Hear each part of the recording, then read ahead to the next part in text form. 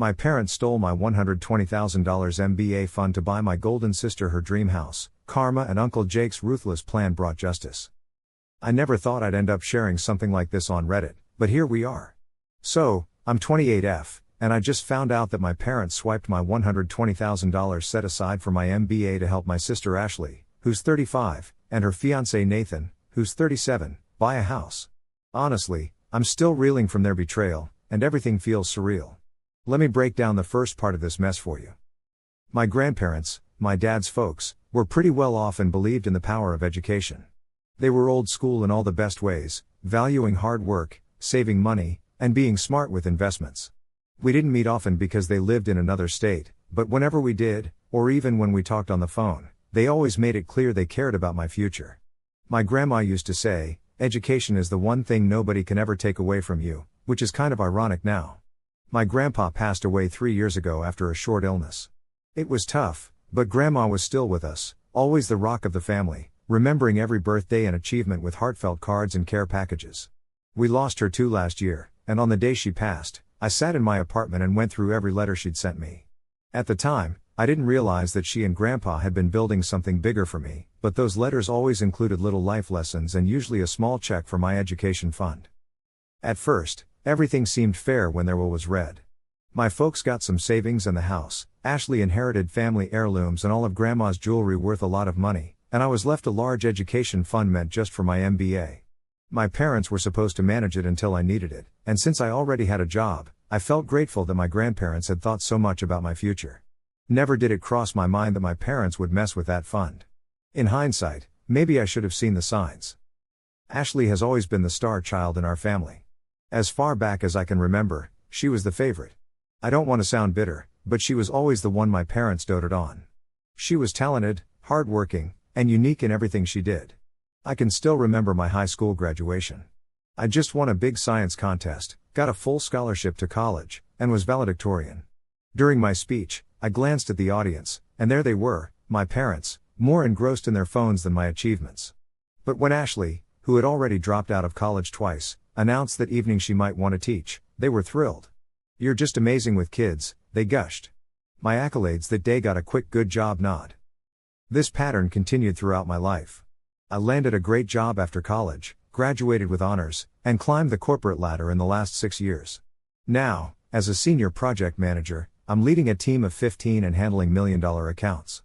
But to my parents, I was always the smart one who had it easy.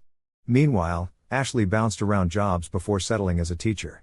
Nathan, her fiancé, is the head zookeeper at the local zoo, and she runs a kindergarten at a small school. I've got no personal beef with them, they're nice people, and they seem happy and good at what they do. But their combined income is pretty modest. They've been obsessing over buying a house for the past year, and every family meal turned into a discussion about real estate prices and how renting was just throwing money away.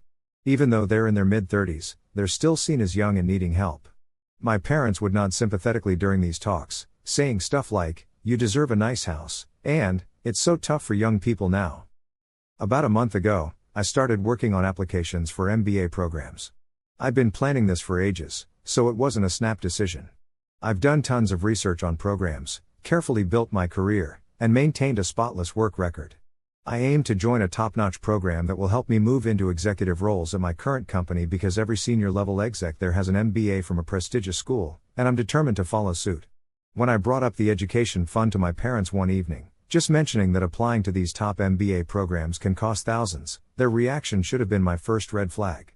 "Don't worry about it," my dad mumbled, shifting awkwardly in his chair. My mom quickly chimed in, "Just focus on your applications for now. We'll discuss it when the time comes." Then they quickly steered the conversation back to Ashley and Nathan's house buying saga. So, when I was looking for a new place to live, I first tried to brush off the weird vibes I was getting. I thought maybe my parents were just being careless with some paperwork. But something felt off, so I brought it up again, being more direct about it a week later. I needed to know if the money was available because I had to plan my budget to apply to a bunch of top-tier schools. That's when they dropped a bombshell. "Oh, we spent the MBA money on Ashley," my mom said casually. I was like, "Wait, did I hear that right?" My dad chimed in, saying Ashley needed the money right away and it wouldn't be fair for me to get a free ride while Ashley worked hard to pay her student loans. I asked them to repeat, and then I just lost it. I'm not proud of my reaction, but it was a buildup of years of pent-up frustration. I demanded to know how they could betray me like that and misuse the funds my grandparents had specifically set aside for my education. The will was very clear about its purpose, and I pointed out that it wasn't just wrong, it was illegal. My mom just shrugged it off like I was overreacting. She basically said, "You'll figure it out. It's not like you can't take out loans like everyone else." They acted as if they hadn't done anything wrong and as if neither my future nor my grandparents' wishes were important. I then mentioned taking legal action. Even though I'm no lawyer, it was obvious they broke the law. And you know what they did? They laughed. Not just chuckled, but full-on laughed. With what money? My dad asked, staring at me like I was an idiot. Even hiring a lawyer was apparently out of my reach. My mom added, "Don't be silly, this is a family matter." The humiliation I felt was indescribable. I just stood there, realizing that they'd always seen me as an afterthought, someone whose future they could sacrifice to benefit Ashley. They didn't care about my financial independence, my career, or my academic success. I'd always be the one in the background. That night, I couldn't sleep, thinking about how my grandparents had trusted my parents to do the right thing. They didn't know what was really going on at home, and I never bothered to tell anyone because I didn't think it mattered. I wasn't being mistreated, right? They just didn't care about me like they did Ashley. They weren't abusive. The next morning, I went to work early and asked to chat in private with my boss, Mr. Thompson. He's not just any boss, he's been a mentor since I started at the company, cheering me on as I moved up from a junior role to team leader. Plus, he knows corporate law and has connections with big law firms. I also plan to reach out to my dad's cousin, Uncle Jake. He's a successful businessman who always seemed to see through my parents' favoritism. Even though he wasn't around much when I was growing up, he always showed genuine interest in what I was doing and my future plans. Plus, he's the only one in the family with more clout and success than my parents. Something inside me snapped when my parents mocked me, even though I've always been the quiet, sensible one who never made a fuss. They assumed I was powerless. Well, they're about to find out just how wrong they've been about me. So, here's my first update since I last posted 2 weeks ago. Things moved way faster than I thought. After talking with Mr. Thompson, he not only backed me up but also put me in touch with a friend at Wilson & Partners, one of the top law firms in town. He reminded me that this was about not just the money, but holding my parents accountable and respecting my grandparents' wishes. Meeting with the lawyers was eye-opening. They confirmed that my parents had clearly broken the will's terms and their legal duties. The biggest shock was learning that my parents could actually face criminal charges for what they did. And get this, the lawyers found out that my parents had been sneaking the funds over to Ashley's account months before. But the real game changer was Uncle Jake. Within hours of me hitting him up on LinkedIn, he called me back. He was like, "I always knew your parents had favorites, but stealing from their own daughter? That's crossing the line." He told me not to worry about legal fees because he'd cover everything. Uncle Jake didn't just talk, he acted fast. He got a team of lawyers skilled in estate law and hired a forensic accountant to trace every dollar of the college fund. They quickly gathered enough evidence to show that my parents had been systematically draining the money for months. The first showdown happened when? Last Friday, I got a call from my parents' lawyer. They were trying to strike a family deal. If I dropped any legal actions, they'd chip in for some of my MBA costs. But Uncle Jake was not having it. He snapped back, saying either I'd be looking at criminal charges or would need to pay back everything with interest and penalties, no middle ground. Then my parents freaked out, bombarding me with emails asking why I dragged outsiders into family biz. They claimed they'd help eventually and accused me of tearing the family apart. I didn't even bother replying, I just forwarded everything to Uncle Jake's legal team. Uncle Jake then laid out his next move. Not only was he going after the money, but he wanted a deep dive into my parents' finances too. He suspected there might be more shady stuff going on that we didn't know about. Then, out of nowhere, Ashley reached out. She sent this lengthy email saying she had no clue about where the house money came from. She thought our folks had saved it up for us. She was like, "I never guessed they'd swipe your cash." She urged me to think it through and find a family solution. I showed her email to Uncle Jake, and he was straightforward, hand it over to the attorneys. It showed she was aware after the fact and did nothing, so she was in on it. This morning was wild. My parents' lawyer rang Uncle Jake. Apparently, a forensic accountant found out my parents were using their power of attorney to move money around even before Grandma passed. This could really bump up the charges. Now, my parents are in full panic mode. Mom left a tearful voicemail begging me to get in touch, saying they'd figure out how to pay the money back. Even Dad sent an email admitting they might have messed up, but insisted they were just trying to help out the family. Uncle Jake's advice was clear: don't respond to anything. They made you feel weak before, now it's their turn. Thanks to Mr. Thompson's amazing help, I'm managing all this. He wrote me a killer reference letter and even approved my leave of absence for when I start my MBA. He told me I'm handling things like a pro when many others couldn't. Still, unless my folks return all the money with the fines, our legal team is gearing up to press charges next week. Uncle Jake thinks they might need to sell some stuff to cover it, but hey, that's their problem. Until this is sorted, I'm crashing with a friend. We've informed security not to let my parents into my place. Uncle Jake even hired a private investigator to document any harassment attempts from them. 3 weeks later, things have really escalated. Finally, I can spill the details on our legal strategy. Turns out, our forensic investigation uncovered a lot more than we thought. At the first court hearing, we dropped a bombshell. My parents had been abusing their power of attorney over Grandma's funds and had been siphoning my MBA money way before she passed.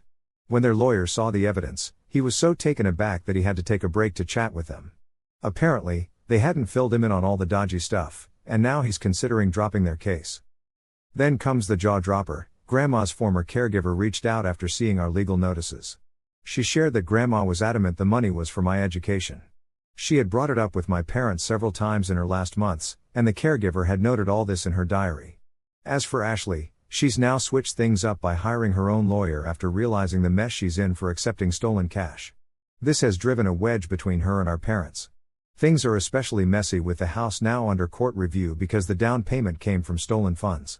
Ashley and Nathan's mortgage lender was informed, and they're now digging into the loan application. If my folks faked any financial docs, a fraud investigation might kick off since they were the unexpected co-signers. Uncle Jake's team found even more, but that's another story. So, for a while now, I've been letting some of my extended family know that I supposedly agreed to hand over my MBA savings to Ashley. Turns out, my parents have been hatching this story for months, just in case anyone questioned the money transfer. Now, a bunch of family members have come forward with emails and messages from my parents backing up this tall tale. Honestly, the deposition was a high point. My dad tried to play it cool, but things got intense once Uncle Jake's lawyer threw evidence of their sneaky plan on the table. Watching him fumble through an explanation of their actions was tough. My mom totally lost it when she admitted they had zero plans of paying back the money they took. It's almost funny how hard they're trying to cover this mess up. Despite plenty of recorded chats with my grandma and her lawyers, they're now claiming they didn't get the wording of the will. 2 of their lawyers quit already, so they're on their third, scrambling to settle things. Our legal team laid out the terms crystal clear: no room for negotiation. Every buck they took must be returned with interest, starting from when they took it. Plus, they have to cover all our legal costs, including the pricey forensic investigation. We also demanded they stop with the gaslighting, admit their wrongdoing in writing, and sign a legally binding contract to cut all ties with me, no more using family as messengers or surprise visits. My parents' social standing is taking a nosedive. A few of their friends told me they're shocked, and the neighborhood is buzzing about it. My dad's golf club is reconsidering his membership, and my mom got asked to step down as treasurer of her bridge club. People just don't want to hang out with folks who steal from their kids. Ashley's situation isn't looking great either. The school board is reviewing her role because they don't want a principal mixed up in financial shenanigans. Nathan co-signed some fishy loan papers, so their workplace is going through an ethics review. Honestly, that's kind of satisfying. Remember how my parents laughed off my idea of suing to stop more fraud? Well, Uncle Jake's team just filed a motion to freeze their assets. Within hours, their lawyer was begging for a settlement meeting. Uncle Jake isn't holding back.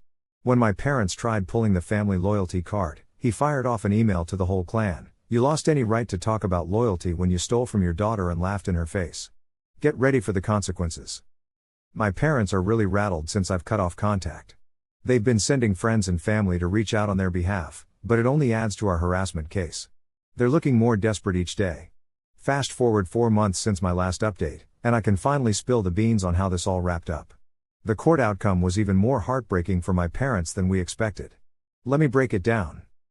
The highlight was the final hearing. My parents finally realized they were out of options, and their act crumbled.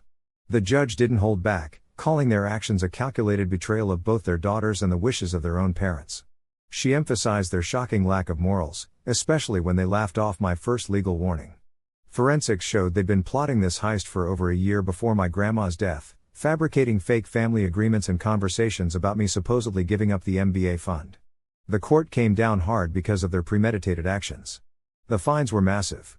Beyond returning my MBA fund plus interest, they had to pay punitive damages that nearly doubled the original amount. The judge explained this severe punishment by highlighting their intentional malice and constant efforts to deceive the court. The kicker? They had to sell their house, yup, the one they inherited from my grandparents, to cover these costs. The irony wasn't lost on anyone. They've dramatically downsized from their old lifestyle to renting a modest apartment on the outskirts of town. Their social status has plummeted, losing country club membership and their place on various community boards. My mom's social network, built over decades, has basically crumbled. Turns out, upper middle class suburban life doesn't look kindly on parents who steal from their kids and lie about it. The fallout has been just. Wow, where do I even start with this family drama? My dad used to be all about his good name in business, but then he got caught swiping money meant for his own kids' inheritance. Once that came out, nobody around here wanted to do business with him anymore, and his old work buddies keep their distance. Mom wasn't spared either. After leading local charities for years, she was forced to quit her volunteer gigs, and it got even worse when they got kicked out of leadership roles at their church, a place they were part of for 2 decades. They've become the talk of the town, and not in a good way. And then there's Ashley and Nathan, who took center stage with their whole house fiasco. When the mortgage company found out they used stolen money for their down payment, they pulled back the loan approval. Now they're tangled up in their own heap of legal mess. Ashley's job? Totally tanked. The school board unanimously kicked her out as principal, citing ethical issues, and now she's struggling to even snag a basic teaching job. Nathan didn't have it any easier. The zoo put him on leave while they dig into his side of the financial mess. His name's on some sketchy loan papers, raising a lot of questions. Their relationship couldn't take the heat, and last week, Nathan bailed from their apartment, throwing around accusations. Ashley wasn't having it either. Now they're breaking off the engagement. Uncle Jake, though, he masterminded their downfall with a family meeting. He laid out my parents' lies, leaving everyone stunned. Family members who tried to mediate now turned their backs. The shocker was when my mom's sister, who always had her back, just said, "I don't even know you anymore." But honestly? This whole mess made me stronger. My stolen MBA fund is back, and I've bagged a merit scholarship to a top-notch business school, thanks to Mr. Thompson's glowing recommendation of my crisis handling skills.